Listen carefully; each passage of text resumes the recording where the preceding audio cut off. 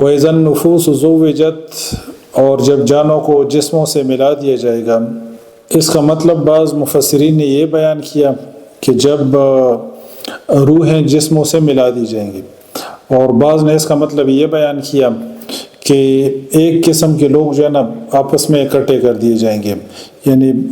کافروں کو الگ اکٹھا کیا جائے گا اور مومنوں کو مومنوں کے ساتھ اکٹھا کیا جائے گا، مشرکوں کو مشرکوں کے ساتھ اکٹھا کیا جائے گا۔ بعض نے اس کا یہ مطلب بیان کیا وَإِذَا النُّفُوسُ زُوِّجَتْ، اور جب روحیں جسموں سے ملا دی جائیں گی۔ وَإِذَا الْمَوْءُودَةُ سُئِلَتْ، اور جب زندہ درگور کی ہوئی سوال کی جائے گی۔ کئی ایک مشرکین عرب وہ اپنی بیٹیوں کو زندہ درگور کرتے تھے، تو اللہ فرماتے ہیں کہ قیامت کے دن زندہ درگور کی ہوئی لڑکی سے پوچھا جائے گا، یعنی اللہ تعالیٰ اتنے جلال میں ہوں گے کہ وہ مجرم سے نہیں پوچھیں گے کہ تم نے یہ جرم کیوں کیا، بلکہ جس کو قتل کیا گیا اس سے پوچھا جائے گا۔ وَإِذَا الْمَوْءُودَةُ سُئِلَتْ بِأَيِّ ذَنبٍ قُتِلَتْ، کہ اس کو کس جرم کی پاداش میں قتل کیا گیا۔ تو مشرکین عرب کے ہاں لڑکوں کی زیادہ اہمیت تھی کہ یہ کام کاج کریں گے، مزدوری کریں گے، پیسہ کمائیں گے، اور جنگوں میں جو ہے نا ان کی یعنی جنگیں ہوتی تھیں، زمانوں تک جو ہے نا ان کی دشمنیاں چلتی تھیں، تو کئی ایک مشرکین وہ بیٹیوں کو زندہ درگور کرتے تھے، اور اولاد کی غلط تربیت یہ زمین کے اوپر زندہ درگور کرنے کے مترادف ہیں، جو سانحہ آج ہم عمومی طور پر فیس کر رہے ہیں اپنے معاشرے میں، اپنی سوسائٹی میں، کہ تربیت کا فقدان ہے، اولاد کی صحیح تربیت کا،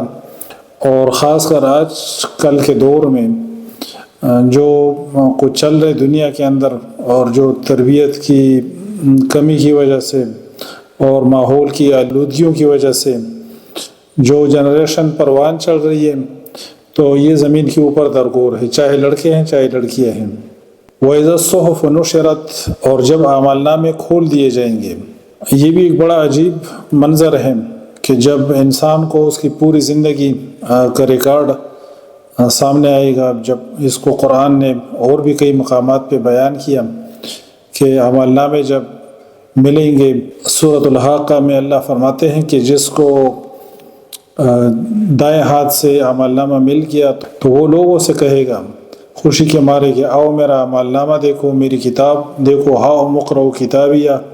انی ظننت انی ملاق حسابیہ فہو فی عیشۃ راضیہ فی جنت عالیہ، اور جس کو اعمال نامہ بائیں ہاتھ میں مل گیا،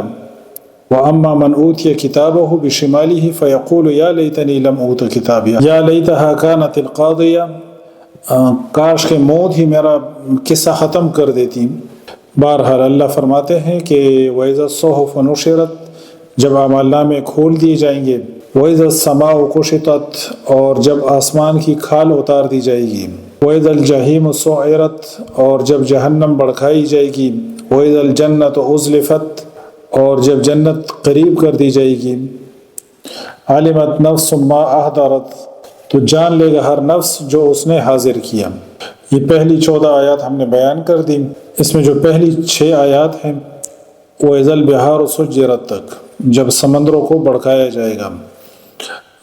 اس میں وہ احوال ہے قیامت کے کہ جو نفخہ اولیٰ کے بعد رونما ہوں گے، اور اس کی بعد والی آیات میں وہ احوال ہیں جو دوسری دفعہ جب سور پھونکا جائے گا قیامت کے دن، یعنی پہلے یہ سارا نظام درہم برہم کر دیا جائے گا، پھر جب دوسری بار سور کو پھونکا جائے گا تو سب لوگ اٹھیں گے اپنی قبروں سے اور حساب کتاب ہوگا۔ تو وہ احوال جو ہے نا اگلی آیات میں آیت نمبر 7 سے وَإِذَا النُّفُوسُ زُوِّجَتْ، جب جانوں کو جسموں سے ملا دیا جائے گا، اور جب زندہ درگور کی ہوئی لڑکی سے سوال کیا جائے گا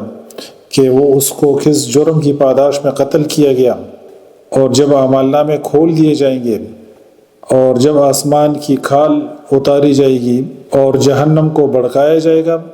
اور جنت کو قریب کر دیا جائے گا، تو جان لے گا ہر نفس جو اس نے حاضر کیا، یعنی ہر انسان جان لے گا اس دن کہ کیا اس نے اچھا کیا کیا برا کیا۔ سبحانک اللہم و بحمدک اشہد ان لا الہ الا انت استغفرک و اتوب الیک۔